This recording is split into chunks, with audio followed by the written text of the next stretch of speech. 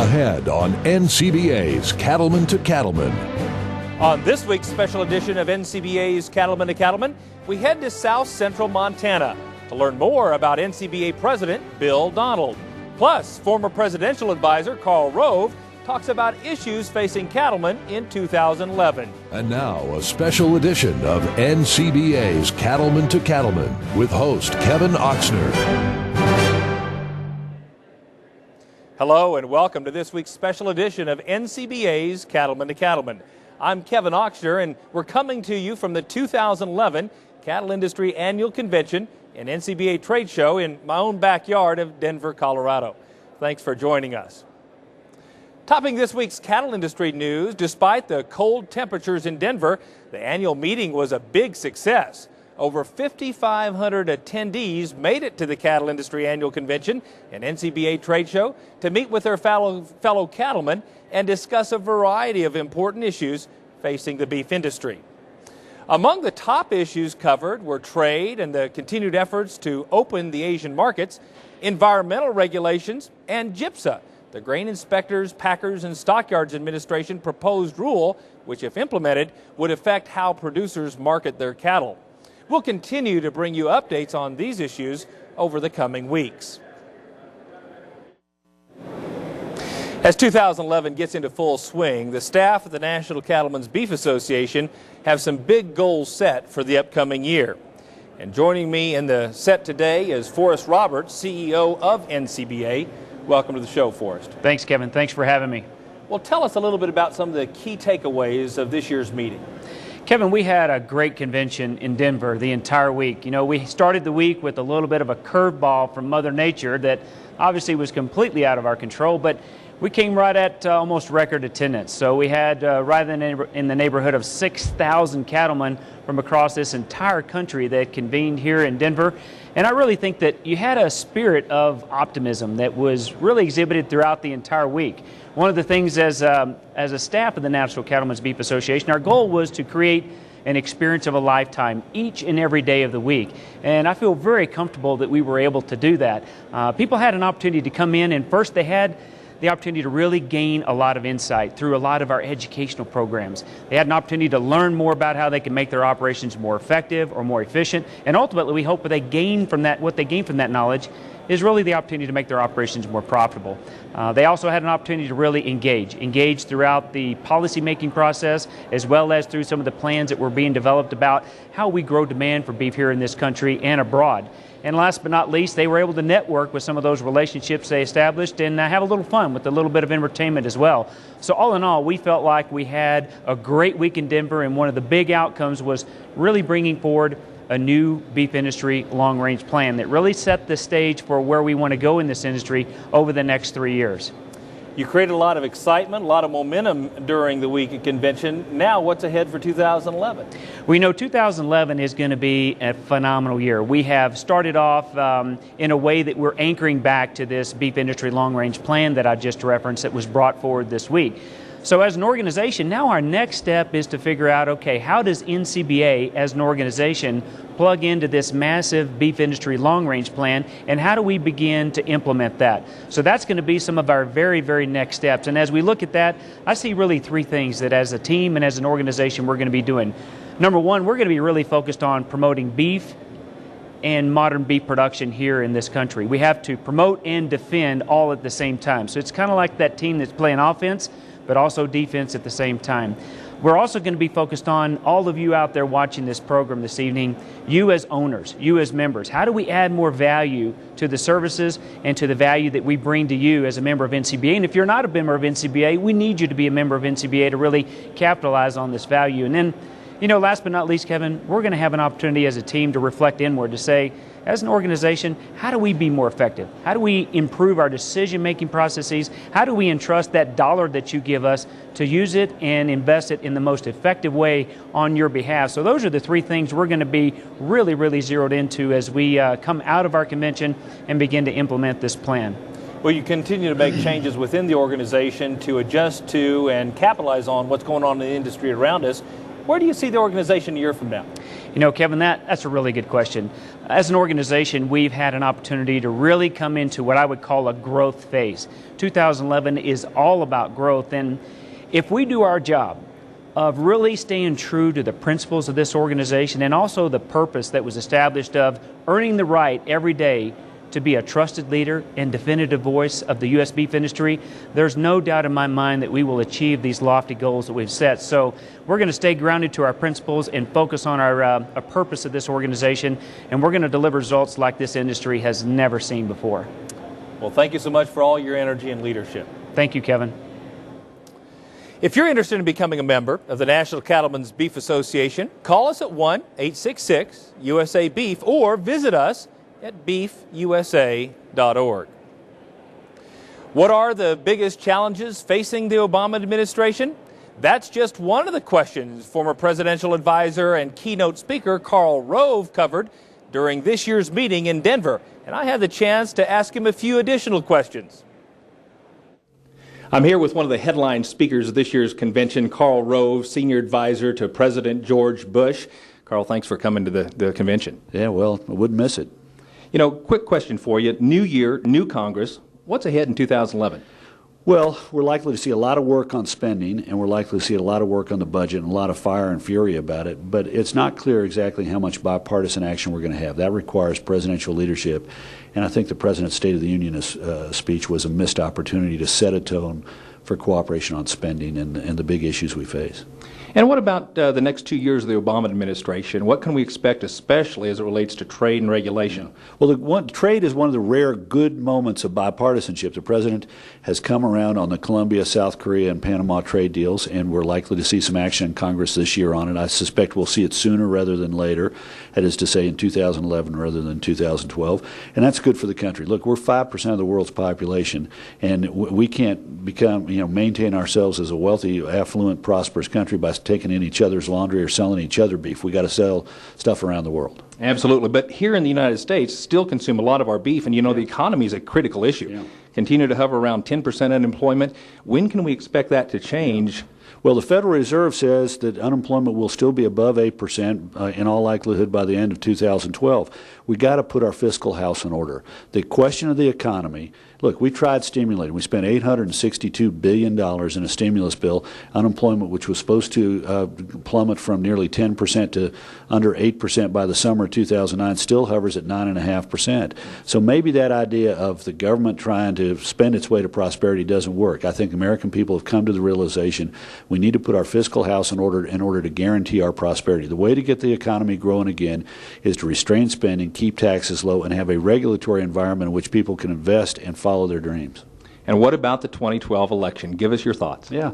Look, it's going to be wide open on the Republican side for the nomination, and it's going to be, I think, a highly contentious and hard-fought general election. President Obama came into office with the best wishes of the American people, but he ran as a centrist and governed as a liberal, and that means he's got difficulty running for re-election. But you can't count him out. You can't count any president out. But it's going to be a hard-fought contest. Since World War II, 5 presidents have sought re-election and won. 4 have either not sought re-election because they were going to lose or sought re-election and lost. So it's a pretty close thing one way or the other. The economy is going to be the big driver, and I frankly think the economy is going to be the question of the question in the minds of the American people are we doing the things necessary to return prosperity to our country, namely reining in the cost of government and keeping taxes low? And last question, what would you say to the 700,000 small businessmen across this country we call cattlemen? Yeah, well, get involved. I mean, with all due respect, I'm shocked that only 5% of the members of the organization contribute to the PAC. And, these are people who are substantial in their communities. They carry a big stick because people respect them. They know what they've done. They know what their achievements are. They need to add muscle to that by getting involved politically. And the first thing to do is write a check to the PAC. The next thing to do is to figure out how they can affect the politics of their state and their community over the next year by talking to people earnestly about the concerns that they have, their industries has, the people in the industry have, about the big issues facing America. Karl Rove, thank you so much for joining us. Well, thanks for having me. Look, anytime you can come to a meeting and have steak for breakfast, it's a good meeting. It's a good day, isn't it? And we'll be back right after this. Join the folks at Whitestone Farm in Aldie, Virginia for their annual Angus Bull Sale, Saturday, March 26th. This is the place for the finest in premium Angus genetics, offering 90 yearling Angus bulls and 30 open Angus heifers. And Whitestone bulls are pasture performance tested. We'd like to think that the quality that we have here is a culmination of 23 years of genetics that we put together that backs these bulls out of some of the greatest cows in the breed. Beautiful Whitestone Farm is located just 20 miles west of Dulles Airport in Aldie, Virginia, and it's well worth the trip. This is where you'll find Angus genetics that pay. And with the right disposition, quality carcass traits, and more, Whitestone Angus bulls will work for you. Our bulls are 100% guaranteed. And, you know, here at Whitestone, we really pride ourselves in the customer service that we give our customers. To find out more and request a sale book, call 703-327-4863 or visit the website whitestonefarm.com. Whitestone bulls don't cost, they pay. Horn flies irritate cattle and can negatively affect the profit of your beef operation. Financial losses include decreased weight gains, feed efficiency, and milk yields for as little as 3 to 5 cents per head per day. Alticid IGR is a feed-through that goes to work in cattle manure where horn flies lay their eggs. Alticid IGR prevents horn fly larvae from developing into breeding, biting adults. Keep your cattle peaceful, profitable, and horn fly free with Alticid IGR in your supplement program. To learn more, visit AlticidIGR.com or call your distributor. And be sure to visit the Fly Termination Station booth 5089 at the NCBA Trade Show.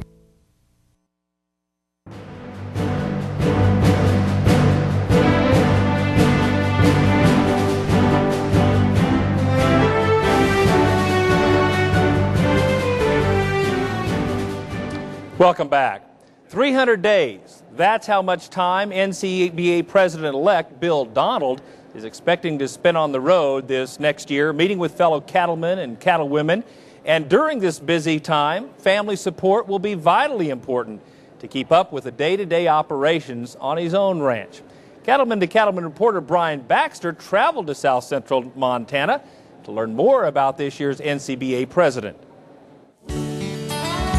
Bill Donald's roots run deep in South Central Montana. The Cayuse Livestock Company has been in his family for more than a century, and Bill is the third generation to raise cattle in the Crazy Mountain foothills. True family operation.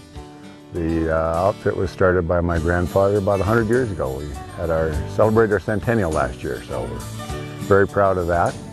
We have large numbers of high-quality Angus cattle, and that makes them easy to market, and the people that buy them like to come back and buy them again because they feed out well and they put a great steak on a plate.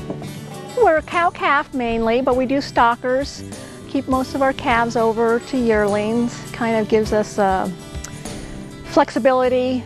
We have our home ranch here in Melville, and then we lease a ranch in Columbus, the Beartooth Ranch, and another ranch, Trail Creek, in Cody, Wyoming. So we kind of shuffle around numbers depending on what the weather's like at the different places. Bill and his wife Betsy have two sons, Josh and Wyatt, who are actively involved in the day-to-day operation of the ranch. That family support will be vital because as NCBA president, Bill expects to spend around 300 days on the road meeting with his fellow cattlemen. It works out well. My dad's been really good about just letting me, Wyatt and I, my brother and I, do what we want to do. It's been good for Josh and I to be able to kind of be forced to step up a little bit more in our own business and take on maybe roles that maybe we weren't quite prepared for, but we're going to get it done one way or the other. One of the greatest pleasures of my life at this particular juncture, as far as the ranch goes, is working with my sons and watching them grow and mature, and the interest they have and the enthusiasm they bring to the operation really energizes me as well. We had a family meeting and we were talking about, whether I should do it, whether I should commit that much time, and I told them it will keep me out of your hair, and Josh said, yeah, well, we could use a little help around here too, Bill has a long history of advocacy for the cattle industry, serving on the boards of major livestock trade associations on state and national levels. He's a past president of both the Crazy Mountain Stock Growers Association and the Montana Stock Growers Association, and has served as chairman of the NCBA Policy Division. Now, Bill steps into the role of president of NCBA, representing cattlemen all across the country. And I think it's important for people to know that National Cattlemen's Beef Association is full of people just like me, cattlemen that make their living off the land, whether it be a ranch in Montana or a stocker operation in Oklahoma or a feedlot in Nebraska or Texas or Iowa, or a packing plant. Everything about the beef industry is represented through NCBA. We do look at the beef industry as a whole, and for that whole to be successful, every individual segment has to be successful. And I think that's the one thing that I want people to know about NCBA is that we do work on every issue that impacts everybody in the beef industry. And we do that every day, and we do it to the best of our ability. He's tenacious, he's smart, he's willing to listen to both sides of an issue. When he has a conviction, he's willing to work for it. He is what you see. He's not putting on a facade or anything. He is who he is. And I think he'll work very hard for the organization and the cattle industry in general. He's very down to earth, and I think he's very relatable to a lot of people. And I think that that's going to really help. He can talk to people, just about anything and kind of relate to them in a way that I think a lot of people have a hard time doing. I think he's going to bring a lot of common sense to the job. He's not a guy to sit around and make excuses for not doing things. And he talks plainly, and he is also a good negotiator. So I think he brings those things to the job. No doubt Bill Donald has a deep love for ranching and for his family, even to the point of allowing the grandkids to name one of their cats after him. They had a litter of kittens here a while back, and one of the kittens had some gray whiskers on it, and so Isabella named that Grandpa after me because it looked old and gray even though it was a little kitty. Well, it's a little funny. Emma, gray hairs, and so Emma named him Grandpa. And plus he's really funny like my grandpa. Although the new NCBA president may have a sense of humor, he's serious about fighting for the nation's cattle producers. I never have been one to quit. I just always think back to my father. He told me that, he loved a job done well and he hated a job left undone. And he was always a stickler. If you started something, you finish it. And, it didn't matter if you were out there till dark or later. It had to be done. It had to be done. So that work ethic has rubbed off on me. I am extremely humbled by the faith that others have put in me to think that I could do this job. So I won't let them down. Reporting from the Cayuse Livestock Company in Melville, Montana, I'm Brian Baxter for NCBA's Cattleman to Cattleman. And joining me here on the set in Denver, Colorado is new NCBA President Bill Donald. Bill, thank you for joining us. Thanks for having me, Kevin. We learned a little bit about Cayuse Livestock on that video, but I want to know more about Bill Donald. And specifically, is it true that you were one of the founding members of RCAF? Well, not exactly. I was serving on the board of the Montana Stockbrokers Association, and we had a lot of members that were concerned about the amount of cattle that were coming south, all those trucks just one after another, and so a lot of our members were concerned. A friend of mine named Leo McDonald was putting together a group to look into that and hire a trade attorney to file petitions with the International Trade Commission to identify what sort of damages that was being done and whether it required remedy. So to do that, we needed standing, and we needed producers to go around and talk to producers and get buy-in from the entire cattle industry so the petitions could go forward. I was serving on the RCAF Executive Committee before it was a membership organization in that capacity to help Leo with that project. We were successful in getting standing, took the petitions to the International Trade Commission. They determined that while there was injury to the industry, it wasn't significant enough to require remedy. At that point, I said, well, if it isn't that, there's a lot of other issues to work on. So there was a vote to have RCAF become a membership organization. I voted in the minority on that. I voted against it, and at that point, RCAP became a membership organization, and I went on with Montana Stock Growers and the National Cattlemen's Beef Association. Well, of course, the reason I ask is that there has been a fair bit of industry divisiveness lately, and clearly RCAF and NCBA and a number of other organizations have kind of lined up on opposite sides of the issues and created some problems in the industry. You talked a lot about the issue of unity yesterday, or in your inauguration presentation at convention. Why is that such an issue, and specifically, what do you plan to do about it, Bill? Well, I think it's such a significant issue because there are groups like HSUS, hundreds of millions of dollars at their disposal, millions of members, and they have an agenda to do away with animal agriculture. That's a huge threat. That is something that is going to negatively impact every farmer and rancher all across the country. So I think we have to work together as an industry and have some unity around those types of things. Now, we're not going to agree on all the trade issues and the marketing issues, but we can agree on things like taxes and private property rights and how we deal with these groups. There's one thing about working towards unity that I want people to be very clear on, that I'm not talking about compromising our principles. I'm talking about compromising on some issues. And we'll compromise on an issue if we can, in fact, move that issue in the proper direction. Maybe we won't get as far as we want in one step, but by compromising a little bit and moving the ball a little bit, that's the type of thing I'm looking for. And what do you see as some of the big issues for 2011? Well, I think to start with, the board of NCBA adopted a long-range plan, and now it is our job as NCBA to take a leadership role in that implementation of that plan. We're going to meet with our executive committee and ensure that our strategic plan aligns well with the implementation of the long-range plan. The long-range plan is designed for 3 years. We don't have a lot of time, so we're going to roll up our sleeves and get her done. Well, you've got a lot of work ahead of you, but I know you're up to the task, so thank you so much for all you'll be doing for our organization and our industry over the coming year. Well, thanks a lot, Kevin. I appreciate the opportunity to visit with folks. You bet. Become a member of the National Cattlemen's Beef Association today. Just give us a call at 1-866-USA-BEEF or visit beefusa.org. Ahead on NCBA's Cattleman to Cattleman, we'll be meeting this year's national winner of the Environmental Stewardship Award. We'll be right back.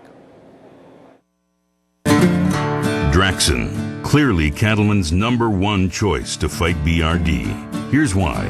Nothing is more depressing in a stalker business as the doctor and doctor. And you still have your chronics, you still have your death loss. And with Draxxin, we just found out that, especially with microplasts, you just had to be there to see the results. And the evidence backs up what most cattlemen already know. Draxxin cuts chronics and mortalities by 70%. So talk to your veterinarian and check the online calculator at Draxxin.com. You'll see, nothing gives you more for your money when you're fighting BRD. Just a great antibiotic. Very, very effective. Don't let the price tag scare you. It's a no-brainer.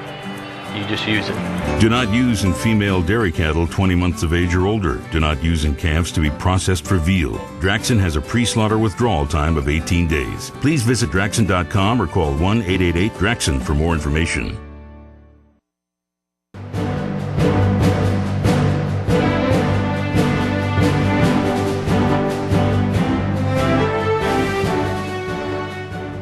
It's become one of our favorite parts of the show. Each week, we enjoy some great entertainment from the famous cowboy poet Baxter Black. And today, we have the privilege of having the man here himself on the studio.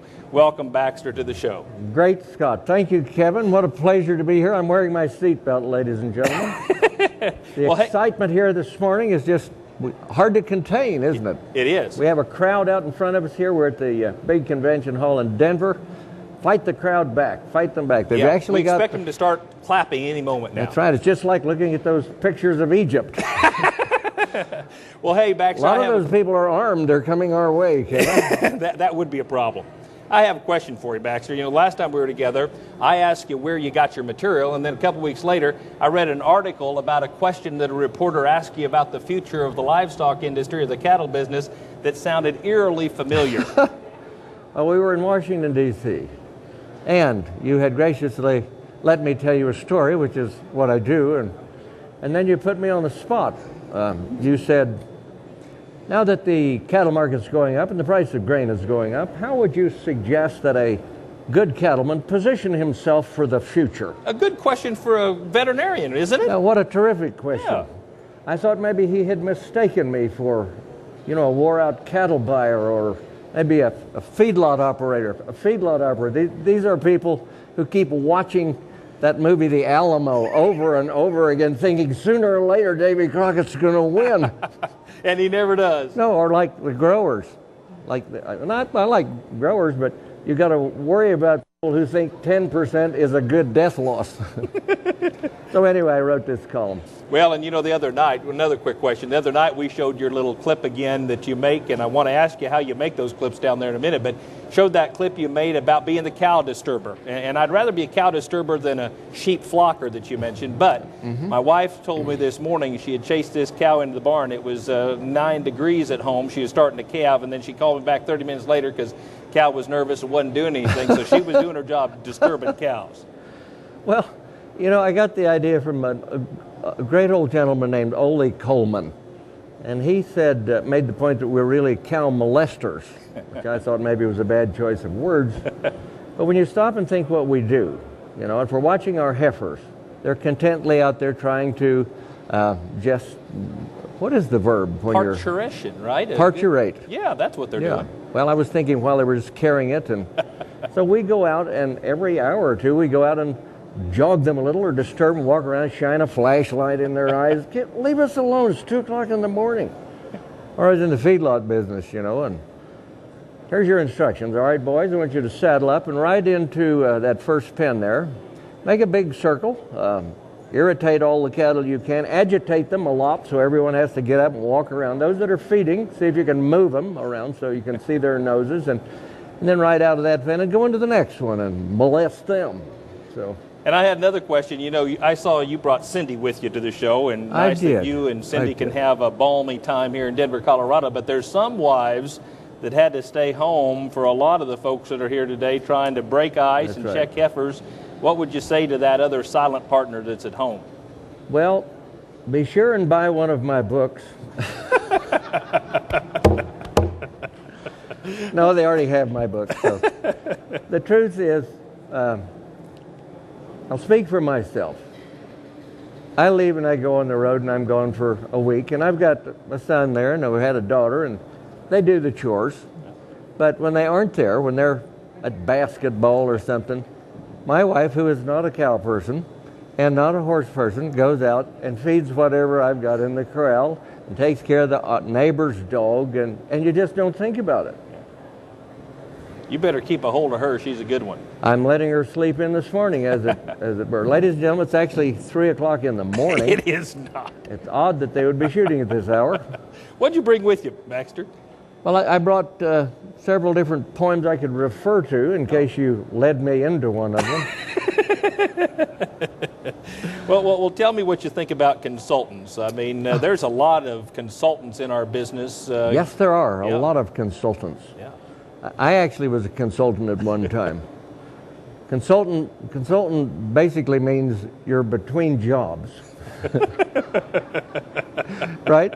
That is true. Yeah. So I have been, I'll tell you my history. I started out working for the Diamond A Cattle Company, worked for them all through vet school, went to a feedlot in Thermal, California, worked there. They changed hands and let me go. So I went to the Simplot Company, and I worked there for 10 years in Idaho and loved it, and had personal problems, and her lawyer said I should leave town. So that was another. And then I took a job with the Burroughs Welcome and moved to Denver and worked for them 2 years, and they changed hands and became somebody else and let me go. So I have to tell people, I am not a cowboy poet on purpose. I really had a job. But during those times, I put consultant on my business card when I was looking for work. Being in between jobs ain't no picnic. In fact, it's downright insultant. So I printed some cards, put signs in the yard, and bingo, became a consultant. I solicited quality rest stops in search of the right clientele, passed out ballpoint pens to all of my friends, got an answer machine from Mauville. At last an old-timer sought my advice. He brought in his balance sheet. I saw with a smile that his management style was outdated and obsolete. So I set out to solve all his problems. I spoke like a preacher possessed. He sat there amazed, his eyes sort of glazed. I could see he was truly impressed. He said not a word as I rambled on. For effect, I went over it twice. And when time had expired, he politely inquired, how much for this expert advice? I said, $50. I thought it was fair from his looks. I thought I could fake it. But he nodded his head and quietly said, well, son, I don't think I'll take it. Well done, Baxter, and don't be sending us a bill for this. Thank you so much for coming to the show. You're welcome. Thanks for having and being a part of it. If you'd like to see some of Baxter's famous skits, just log on to our website at cattlemantocattleman.org. We'll be right back. You're not responsible for the weather, just the cattle. And Rangeland works as hard as you do to deliver performance, production, and profitability. Cattle need consistent nutrition. They'll get it year-round with Rangeland products from Land O'Lakes. Deliver what they need free choice in weather-resistant loose minerals and mineral and protein tubs. Get the most out of your forage. See your Land O'Lakes Co-op for products that will stand up to whatever Mother Nature throws at us. Weather's coming in. Rangeland. Consider it done. Like you, Boehringer Ingelheim Vetmedica Incorporated knows the territory. With over 30 years' experience, you can rest assured that when you work with us, we work for you. We have an extensive line of vaccines and parasite control products for beef cattle and offer professional support in the field. We're continually bringing you innovative animal health solutions to help you build the most profitable beef operation possible. Boehringer Ingelheim. When it comes to your herd, we've got your back. You like the John Deere 568 round baler for everything it has. Now, you'll like it even more for what it doesn't. Get rid of the twine tie system and run a 568 with nothing but net. That's right, nothing but easy loading, fast wrapping, bale protecting, cover edge net wrap. Put one to work in your field. See your John Deere dealer today. Win a Ford pickup or other great prizes during the Green Fever sweepstakes. See your John Deere dealer for details.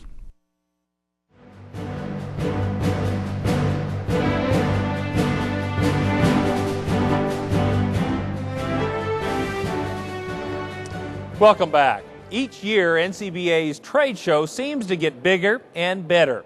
Here's what your fellow cattlemen and cattlewomen had to say about the events at this year's show in Denver, Colorado. Expand a little more why you come to the convention, why you're here today. Well, they call it the beef industry convention for a reason, because everybody that has a stake in beef comes to this meeting. But as a cattleman, this is where I can learn more in a few days about what's going on than I can in a month of reading. So I come to learn what's going on and try to participate as best I can to shape our future. Well, I think the NCBA trade show is one of the best industry trade shows I've ever been to. There's so much under one roof to see that you can't take it in one setting. It's definitely have to spend 3 days going through it. Well, it's one place where we pretty well put all of our suppliers together, and it's just one-stop shopping to go through, and I've picked up brochures and things for people I know from home that need access to some of this stuff. They can't come. I carry it back.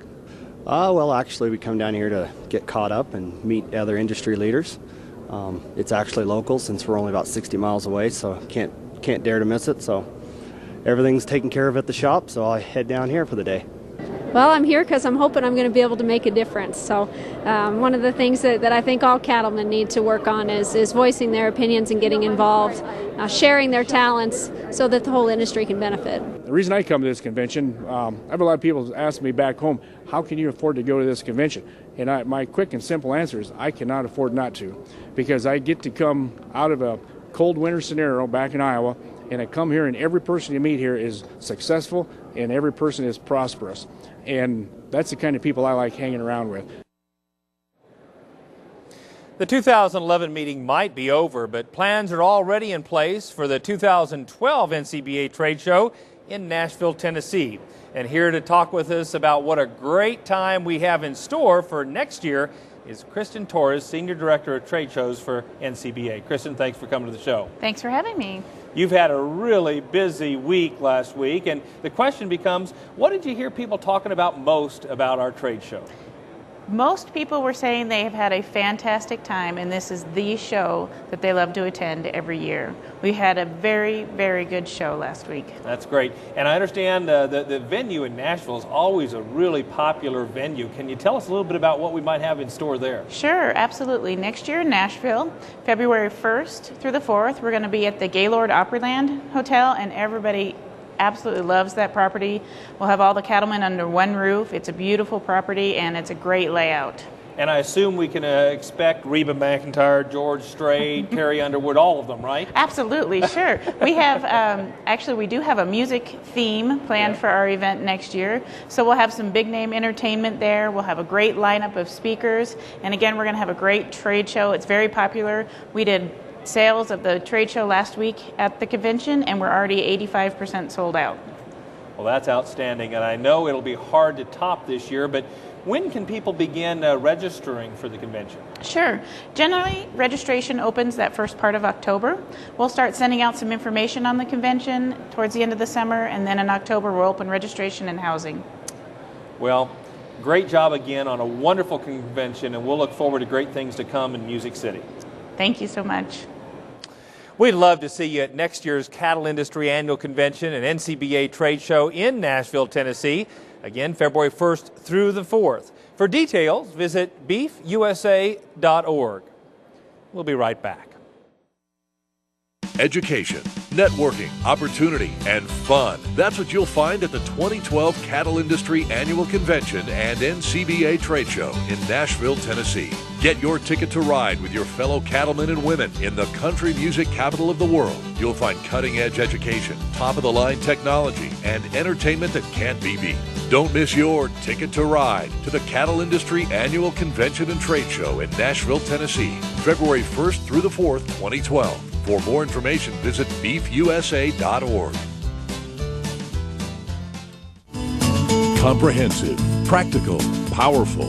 Now's the time to put the power of DNA to work in your herd with the comprehensive Identity Profile. The inside information from Identity can help you make more confident replacement heifer and herd sire selection decisions, add marketability to your feeder cattle, make faster genetic progress, and more. The best time to get started is when you're already working cattle, during branding, weaning, or bull soundness exams. Get started today. Visit iGenity.com or call 1-877-IGENITY to put the power of DNA to work in your herd.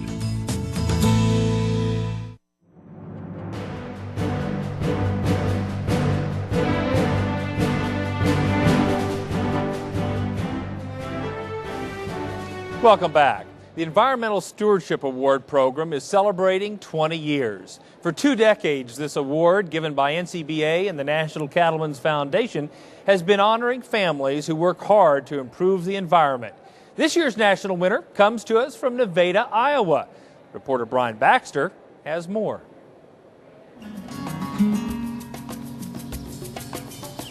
Not long after sunup, the feed truck is delivering breakfast to the pens at Cowser Cattle Company. Bill and Nancy Cowser make their home in the heart of Iowa and run a diverse farming operation, growing crops and finishing more than 5,000 head of cattle each year. It's an operation Bill started in 1977, taking over an existing farm feedlot. When this feedlot was started in 1889, it had a total of 34 head of Hereford steers on it. And since that time, we've grown to where we're permitted around 3,500. We work in seed production and crop production and have the feedlot. And the feedlot has doubled and probably tripled in size just in the last 5 years. It's not like any other job. You don't always do it for the money. You do it for the satisfaction. The Cowsers believe their cattle and crops work full circle for a healthy environment. First, the manure from the feedlot is used as a natural fertilizer for their corn And Bill served as a driving force in developing the Lincoln Way Energy Ethanol plant. And a share of the Cowsers corn goes there to be converted to fuel.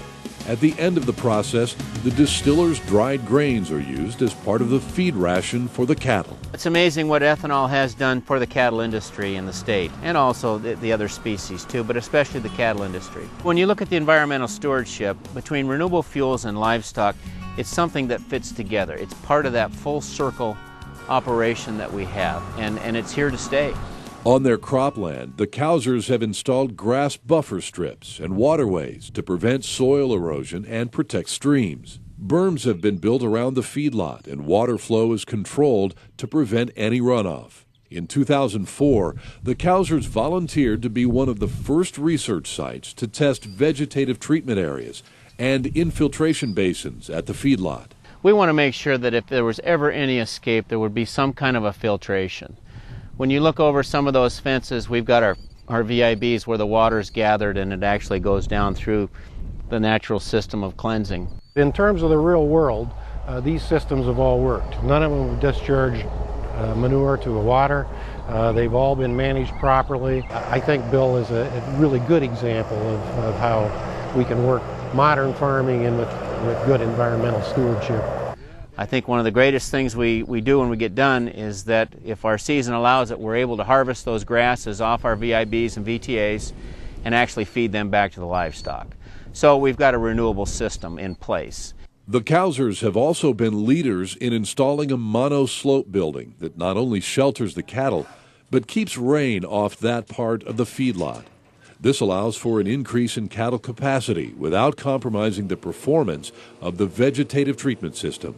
I have always believed that it is possible to raise cattle, to be an environmental steward, and to leave this land a little better than you found it.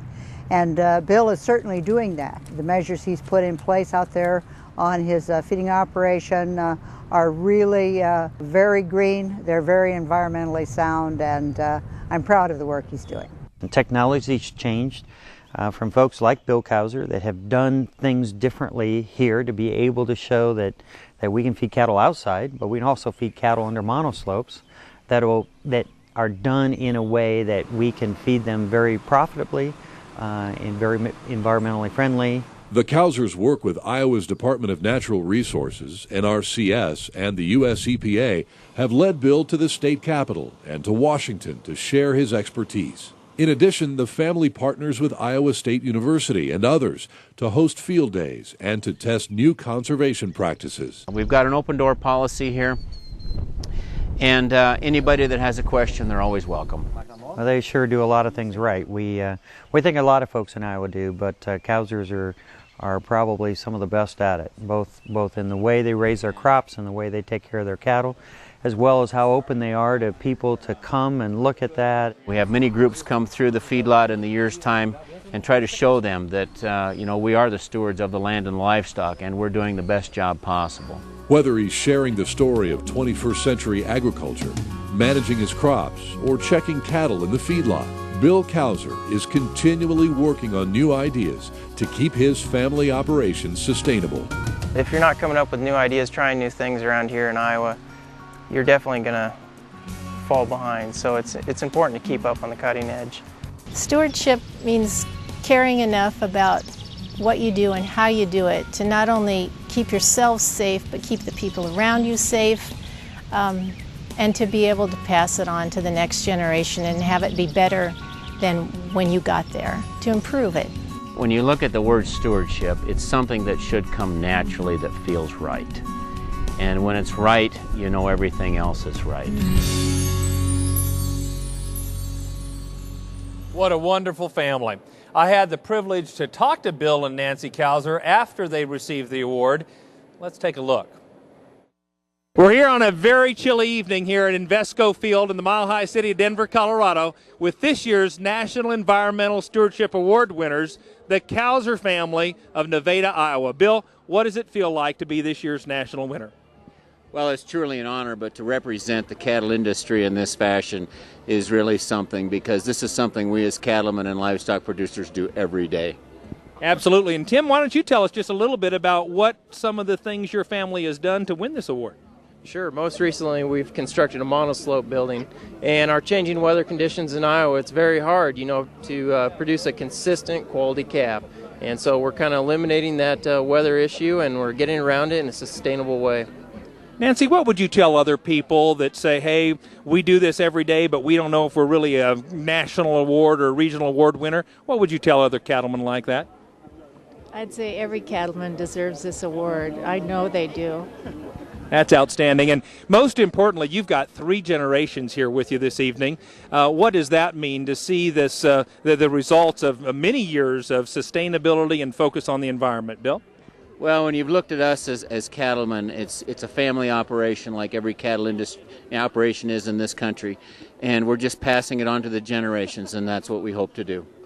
Tim, I don't know if you're a Denver Broncos fan, but what's it like to be on Invesco Field here? This is a once-in-a-lifetime opportunity. It really is. That's fantastic. And again, the National Environmental Stewardship Award winners, we're glad to have you with us, and we'll be back right after this. Why is B&W's turnover ball the best-selling gooseneck hitch in the country? Maybe it's the ingenious way it solves everyday problems. Or because it's time-tested and is rated to tow 30,000 pounds. Maybe it's because our lifetime warranty gives hard-working people peace of mind. Or maybe it's because folks love to own a hitch that's still 100% made in America. The Turnover Ball by B&W. Trusted. Lots of cowmen put a little extra into their calves, hoping it'll bring them another nickel at the sale, like preconditioning, early weaning, or for specialty markets. But how can the buyer trust your claim? Old vaccine bottles or your ratty tally book?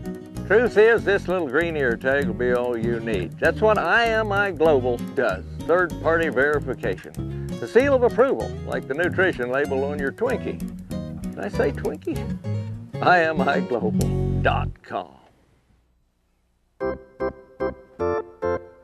Howdy and welcome to the Ag Trivia Quiz. This week our contestants are Tractoman, Little Darlin, good to see you, oh, yes, and Pick Handle.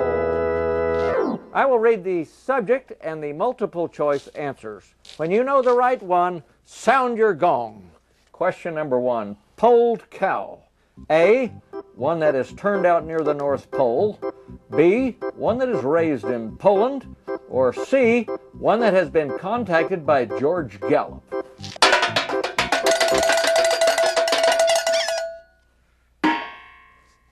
Little Darlin.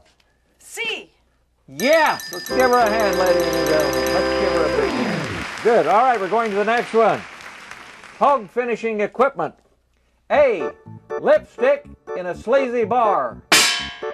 Little Darlin.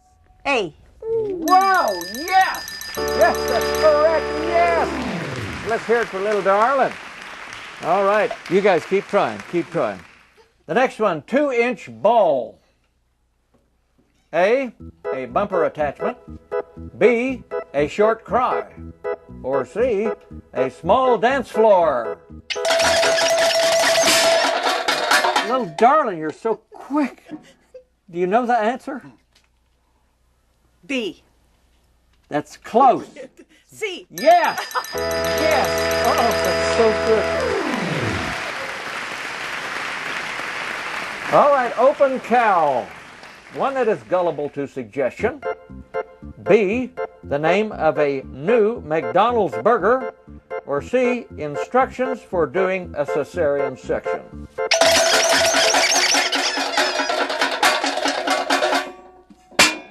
Yes. Little Darlin, can you remember? No. Oh, it's an open cow. Okay. Open it. Let me read them to you again. Gullible to suggestion, name of a new McDonald's burger, or instructions for doing a cesarean. That's correct. Yes. All right. Let's hear it for Little Darlin. Thank you, ladies and gentlemen, for watching the Ag Trivia Quiz on Baxter Black from Alton's Lake.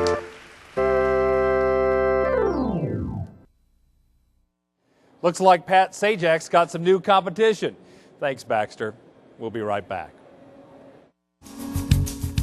Quality matters to me because I put the finishing touches on the cattle I feed. I search for the highest quality forages and provide a comfortable environment that allow the animals to thrive and grow. I'm the last person that has an impact on the quality and consistency of the product that goes to the consumer. And that matters to me and the crew that I manage. I'm proud of what we'll do here today. From California to Florida, NCBA's Cattleman to Cattleman covers the beef industry. Each week, join host Kevin Oxner as he interviews industry leaders about the topics that matter most to you. When we think about that impact in our industry, it starts with looking at that picture of beef demand.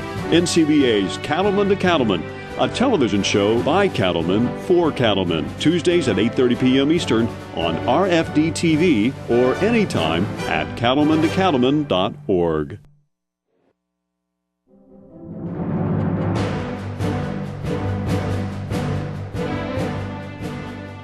Welcome back.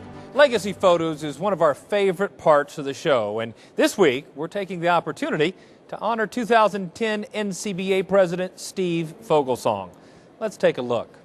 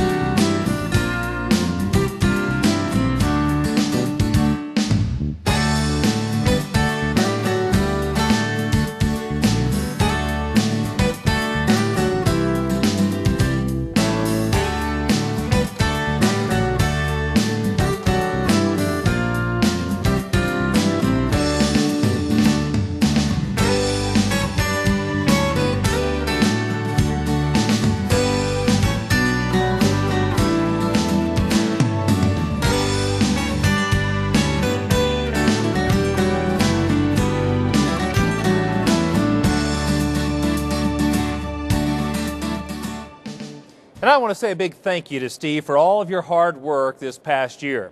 We really appreciate your dedication and service to the cattle industry. Thanks for joining us for this week's special edition of NCBA's Cattleman to Cattleman. We'll see you back here next week on RFD TV.